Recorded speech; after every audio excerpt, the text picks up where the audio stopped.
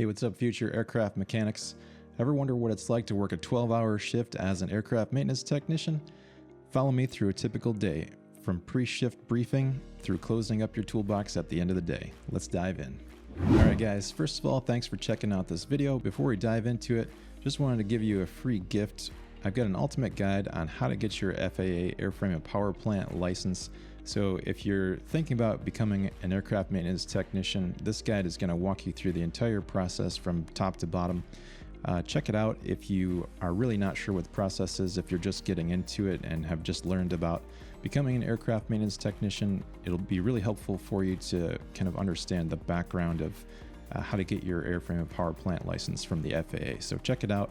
Links in the description below, markhjoy.com/guide.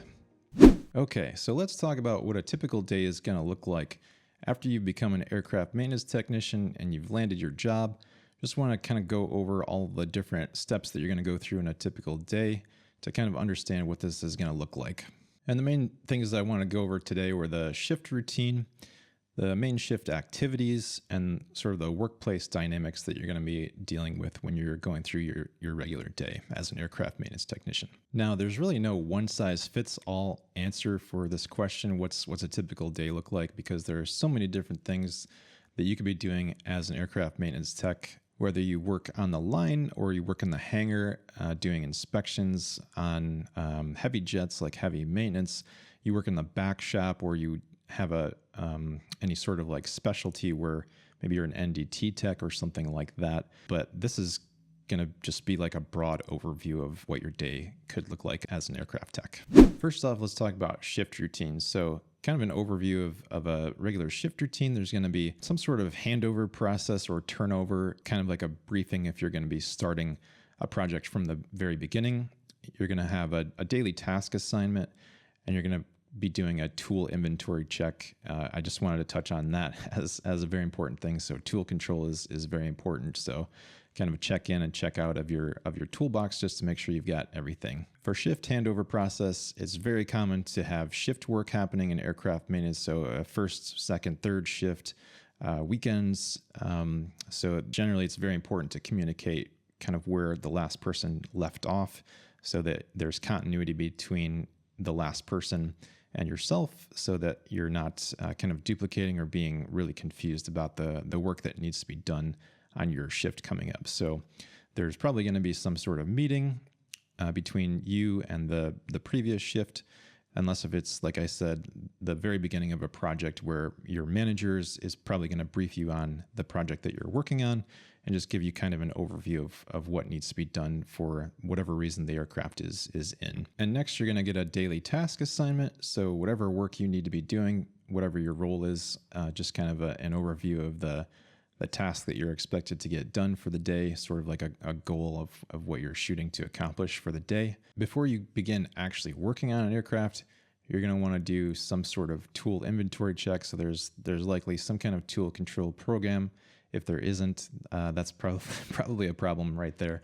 But you're going to want to make sure that you have all of your tools in place. Hopefully your toolbox is shadowed, and you're just going to go through and look at all of your tools, make sure everything is there before you start your shift. So it's very common to lock your toolbox. So just want to make sure that no one has stolen anything from you, or that you, on the previous shift, though you should have done a tool inventory at the end of your shift, just to make sure that everything is in place before you start working. Now, secondly, let's talk about the main shift activities that you could be doing. So that could be scheduled maintenance tasks, unexpected troubleshooting that's coming in, and we're going to talk about the documentation requirements that you're going to have to meet as well as an aircraft maintenance tech. So first, let's talk about the scheduled maintenance tasks. The aircraft could be coming in, and you could be working off of a task card, or like a checklist where you've got a list of items at maybe a certain hour interval. So 50 hours, 100 hours, depending on what the aircraft is, it's going to be very different across the board. But there's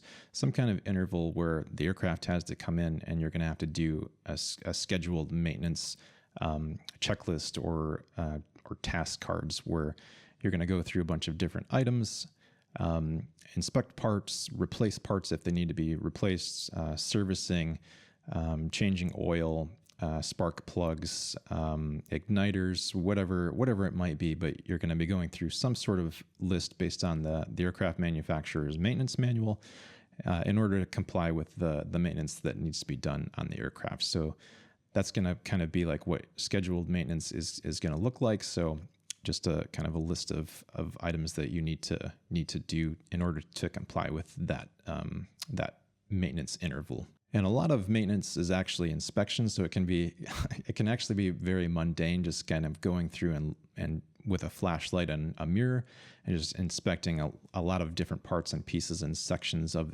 an aircraft, looking for things like damage and corrosion and cracks and all of that good stuff. So that's a very large part of aircraft maintenance, is doing inspections and just making sure everything looks like it's in good working order, good working condition, kind of like a general visual inspection. And going along with inspections too, if you find any discrepancies or problems, whatever you want to call them, as you go through and inspect the aircraft or go through that maintenance interval checklist, you're going to want to be documenting the different problems that you find, whether it's a part that needs to be replaced because it was damaged, or you maybe tested a system and found that there was a problem. So you're going to kind of go through and identify any issues that need to be fixed so that the owner or operator of the aircraft knows what's going on and what needs to be fixed. Just sort of problems that are kind of outside the limits of the inspection, and also problems that are not anything that needs to be fixed right away, but could become an issue later down the line, just so that that's documented and something that maybe needs to be kept in the vision of the owner or operator. Another thing that you could be taking care of on your daily shift would be some sort of unexpected troubleshooting. So we would call that unscheduled maintenance, where aircraft is not coming in for any scheduled sort of inspection or maintenance or part replacement, but the pilot or owner or operator has found a problem and they're just bringing it in off schedule to have some part fixed. So that would be more like line work. If you're in the airlines, you'd be the line person who's taking care of kind of that unexpected work or unexpected problem outside of a scheduled inspection. And the last part about your main shift activities is going to be documentation of all of the work that you're doing on the aircraft. So that's going to be any issues that you find. They're going to have to be documented in the aircraft logbook. Any parts or pieces that are coming off and going back on, serialized parts especially. So you're going to have to document the part number, serial number of parts that are getting replaced. And then also, if you're going through an inspection checklist, you're going to be ticking off or signing or initialing the different areas that you're inspecting or different tasks that you're checking off of the list as you go through that scheduled maintenance, whatever it might be. So you just want to make sure that you're documenting all of the things that you're doing to the aircraft, so that they're there for the owner or operator to see, and just to comply with the federal aviation regulations.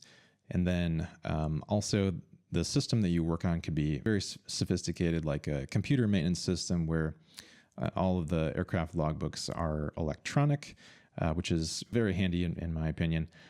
Or you could just be old school and writing everything down on paper. So it could just be like a tiny Cessna 152 or something like that.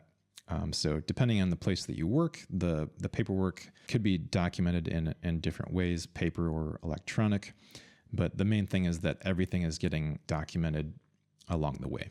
And then finally, at the end, after you've completed all of the maintenance, you're going to have to sign off the logbook to say that the aircraft is in an airworthy condition and is ready to be returned to service. So that's sort of like the final part of the paperwork component that needs to be finished up, just to go through and say all of the work was done in compliance with the aircraft maintenance manual, and that it's ready to go. It's in an airworthy condition. Now, at the end of your shift, you're going to want to make sure that you clean your area thoroughly.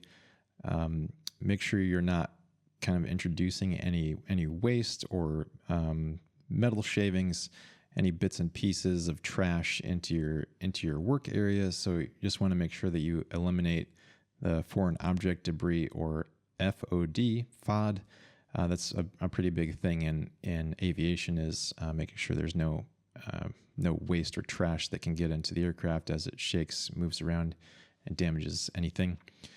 So keep your area clean, and you can even clean as you go to kind of help yourself out. The last point I wanted to cover today was workplace dynamics with your coworkers, because there's a very, very high chance that you're going to be working with other people in order to accomplish the maintenance goals.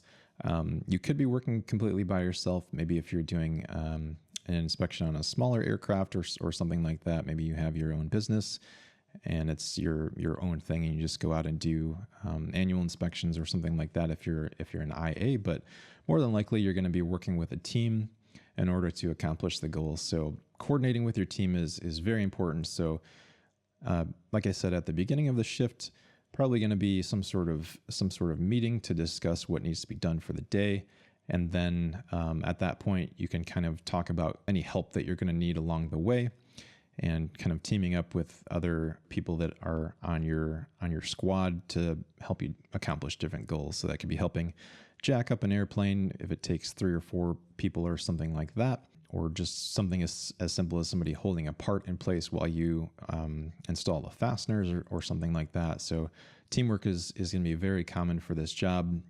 And there are some roles where there's not going to be as much teamwork, but it's pretty likely that you're going to be needing help somewhere along the way to accomplish the maintenance goals for the day. And depending on the size of the place that you work at, you might have to coordinate with other teams in order to help you out as well. So maybe you work for the airframe team and you need help from the engine team to kind of accomplish a certain goal or certain inspection, or you need to have someone replace a part, someone remove a part in order for you to get access to it. And that's kind of like outside of your wheelhouse. So there can be dependencies that you need to kind of figure out in order to accomplish your own goals. So there could be lots of different teams working together in order to get the work done. And depending on where you work, you might have to chat with the pilots or the owners. That could depend on the size of the operation. Again, there might be a project manager who is going to be the person who communicates with the pilots or owner operator, whomever. Or if it's kind of a smaller operation, you as the mechanic could be talking to the pilot or owner or operator one-on-one to just kind of understand what they're looking to get done. It just kind of depends on the size of the operation. And then sometimes the person who owns the aircraft could come through just to kind of check to see what's going on, and you might say, hey, what's up to them, and they might have questions about what's going on, and you can just kind of walk them through what's happening. So sometimes that can pop up. So there can be some interaction with the pilots or owners or operators of the aircraft. So that's kind of a unique thing about this work. And my last bit about workplace dynamics. Time management challenges can be very prevalent throughout aircraft maintenance. It's kind of unfortunate, but there can be a lot of rushes to get things done, which is really sad. But you just kind of have to roll with it, and sometimes you have to put your foot down and say, hey, I can't be in a rush here. Like, I'm trying to do my best to make sure that I'm not missing anything. So you kind of have to find a balance between getting things done quickly and efficiently versus being in a rush where your rush is so fast that you're missing things. So you want to just make sure that you keep things safe. But time management is definitely a big challenge in aircraft maintenance. So after you do things enough times, you kind of start to become proficient, but you can also work with your team to kind of identify things that can be done more quickly, or maybe there's like a different sequence that you can do things in where you're still complying with the maintenance manual, but it just makes the maintenance more efficient. So especially if it's repetitive, thinking about ways that you can just make things more efficient. And I think I would like to do another video kind of about the forms of waste, kind of like in a manufacturing or like maintenance settings. There's sort of like different things that you can do to become more efficient. But the main thing about time management here is to make sure that you put your foot down and kind of have a backbone. If someone is really rushing you, it can be very difficult sometimes, but have some backbone to say, hey, you're rushing me too much. I need to focus on this and stay safe, but also at the same time, not be dragging your feet and just kind of wasting time, especially if there's a more efficient way to do things. So it's kind of a hard balance, but just something to be very aware of. Like there can be a lot of pressure coming from the top to get work completed quickly, especially if you're working line and trying to get an aircraft back operational as soon as possible. So as an aircraft maintenance tech, you just kind of have to find that balance. All right, so this is kind of an overview of what it takes to keep aircraft flying safely day in and day out.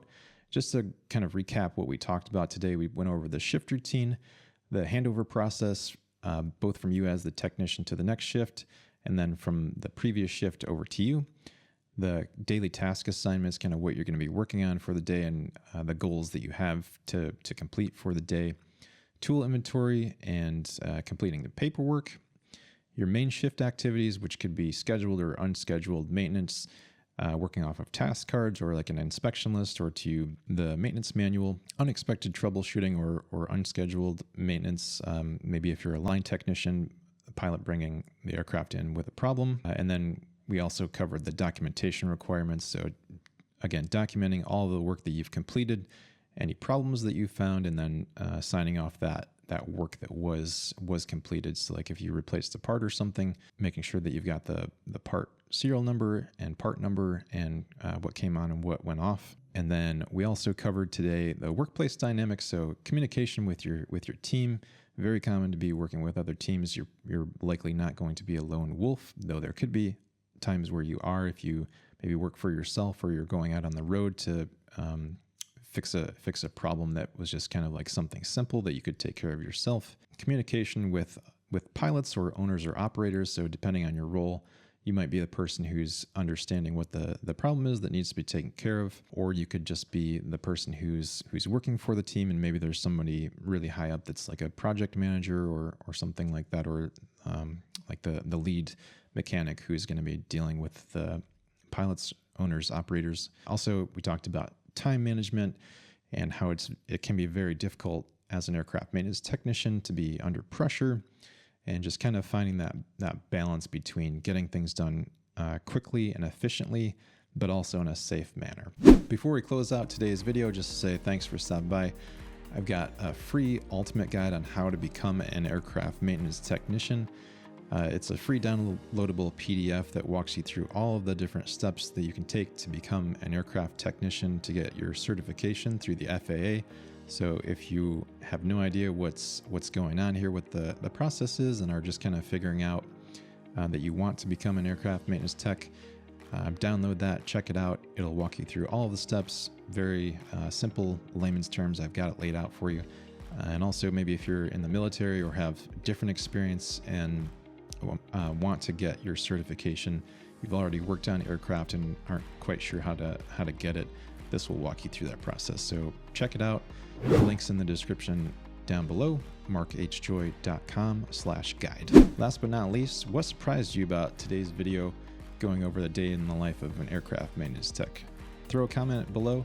I'd love to see what your thoughts are, and if you have any questions, put them down there too. I'll get to them and make sure that I get everything answered up for you. So share your thoughts in the comments below. Thanks for stopping by. We'll see you in the next video.